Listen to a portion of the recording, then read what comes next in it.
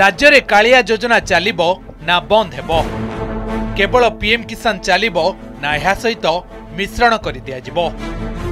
नुआ सरकार आसिबा परे एहाकु नै चर्चा चलिछि काहेकि ना अनेक योजना रहिछि जा राज्य और केंद्र रे प्राय समान आ टार्गेट हिताधिकारी पई उद्देश्य भी समान।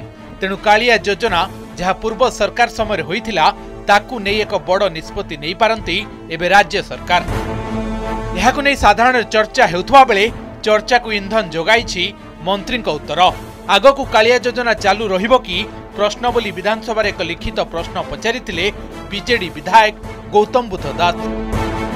यार जवाब रे राज्य कृषि मंत्री कहिसंती ए संपर्क रे उच्च स्तर रे आलोचना और विचार चलिछि। योजना नै परवर्ती समय रे निष्पत्ति हेबो।